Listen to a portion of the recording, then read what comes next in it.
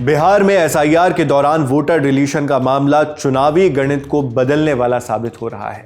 कई विधानसभा सीटों से ऐसे आंकड़े आ रहे हैं जो जीत और हार के फासले से भारी हैं, बड़े हैं।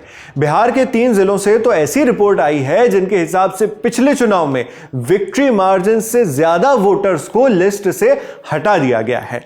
ये 3 जिले हैं पटना, मधुबनी और पूर्वी चंपारण। एसआईआर और कथित वोट चोरी के मुद्दे के बीच इस रिपोर्ट ने विपक्ष को अपने दावों के लिए और मटेरियल दे दिया है। इंडियन एक्सप्रेस के पत्रकार अजिष्णु दास और शिजीत कुनहिट्टी की इस रिपोर्ट में बताया गया है कि इन तीनों जिलों में से टोटल 10,63,000 वोटर्स के नाम काट दिए गए हैं। पूरे प्रदेश में डिलीट हुए वोटर्स की संख्या कितनी है? 65 लाख। यानी टोटल वोटर डिलीशन का 16.35% यानी 16.35% इन्हीं 3 जिलों से काटा गया है। रिपोर्ट में इन डिलीट किए गए वोटर्स का पूरा ब्रेकडाउन यानी ब्यौरा भी दिया है। इसमें 3 पैमानों पर वोट डिलीशन को देखें तो एक है जेंडर के आधार पर, दूसरा उम्र के आधार पर और तीसरा किसी कारण की वजह से डिलीट हुए वोटर्स की संख्या। सबसे पहले जेंडर के बेसिस पर बात करते हैं।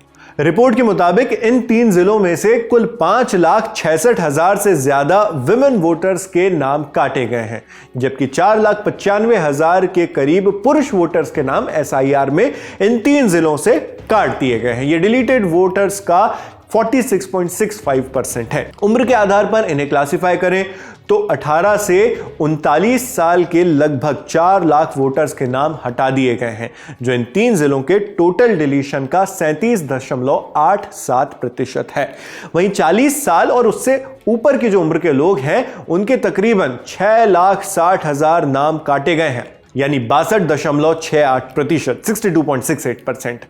युवा वोटर्स के मुकाबले उम्र दराज वोटर्स के नाम ज्यादा डिलीट किए गए हैं। इसका सीधा सीधा मतलब यही निकलता है।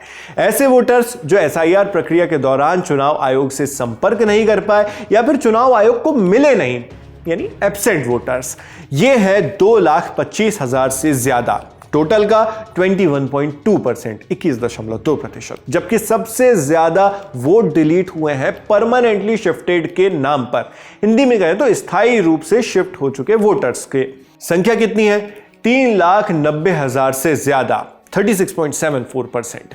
इन्हीं में से एक कैटेगरी आती है डेड वोटर्स की। इस पूरी प्रक्रिया के दौरान सबसे विवादित कैटेगरीज में से एक, जिसका कारण बताकर वोट काटे गए। कभी सुनवाई में साथ जाने के लिए तो कभी मृत लोगों के साथ चाय पीने के लिए बिहार में मृत घोषित वोटर्स खबरों में रहे हैं, आप जानते हैं।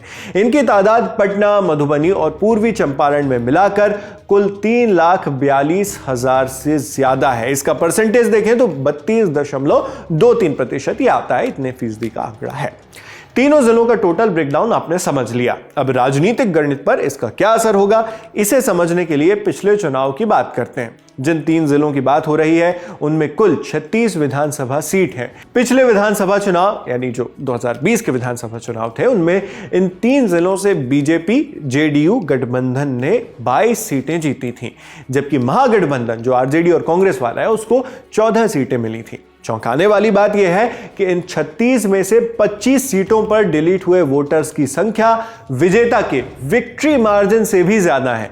इन 25 सीटों में से 18 पर बीजेपी जेडीयू के विधायक बैठे हैं और सिर्फ 7 सीट्स ऐसी हैं जिनमें अन्य किसी दल या उम्मीदवार को जीत मिली हो। इसे थोड़ा और डिटेल में समझिए। पटना है, पटना में 14 में से 7 सीट, मधुबनी है, मधुबनी में 10 में से 8 सीट और पूर्वी चंपारण की 12 में से 10 सीट इसमें आती हैं। इन डिलीटेड वोटर्स में से सबसे ज्यादा प्रभावित 30 से 39 साल का एज ग्रुप रहा।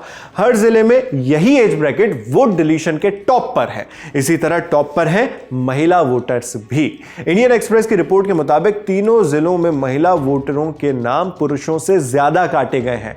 महिलाओं के लिए सबसे बड़ा कारण परमानेंटली शिफ्टेड बताया गया, स्थायी रूप से शिफ्ट हो जाना। कहा गया कि शादी के बाद महिलाएं दूसरी जगह चली गईं, इसलिए वोट काट दिया। जबकि पुरुषों के वोट सबसे ज्यादा डिसीज्ड यानी मृत्यु की बिना पर काटे गए। हालांकि चुनाव आयोग पर आरोप है कि कई जीवित वोटर्स को भी मृत बताकर उनका नाम लिस्ट से उड़ा दिया गया।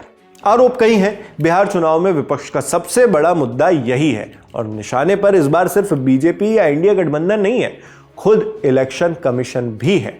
कई आंकड़े दिखाकर, कुछ डेटा दिखाकर विपक्ष पिछले दिनों यह आरोप लगाता रहा है कि चुनाव आयोग बीजेपी के साथ मिलकर वोट चोरी कर रहा है।